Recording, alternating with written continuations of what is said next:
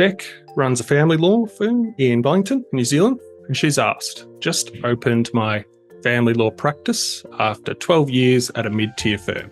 Money's tight, but I know our website needs help with SEO. Any DIY tips that actually work?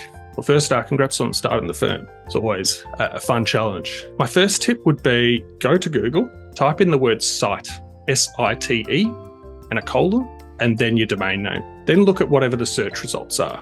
So you should see basically every page on your website as a listing in the Google search. If there's something amiss there, like something's missing or something's where it shouldn't be, that's the first thing you need to get fixed because it's going to basically impact everything else you do.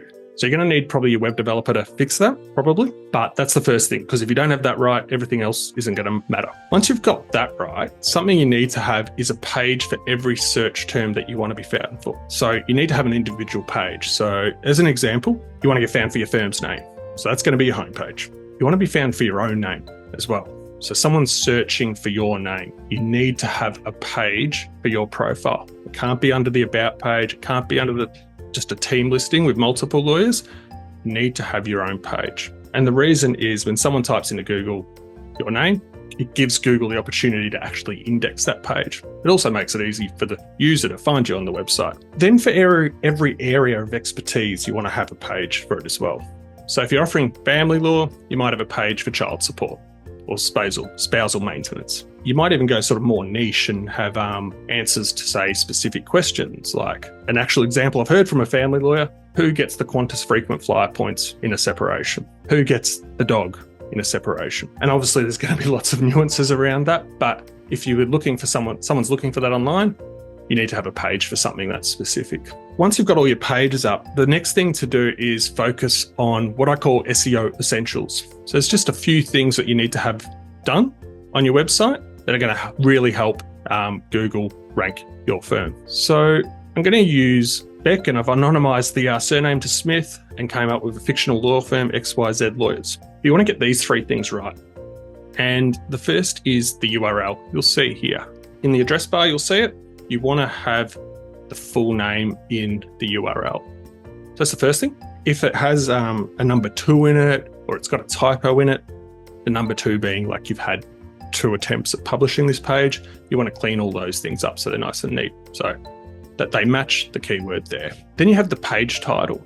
The page title needs to have the keyword in it as well. So in this instance, the keyword's Beck Smith. You want to kind of help Google and you want to help the user. So you wouldn't just have Beck Smith, which is what most websites will default to. It'll just be the name of the page. It'll just say Beck Smith. But you want to say Beck Smith, family lawyer at the law firm.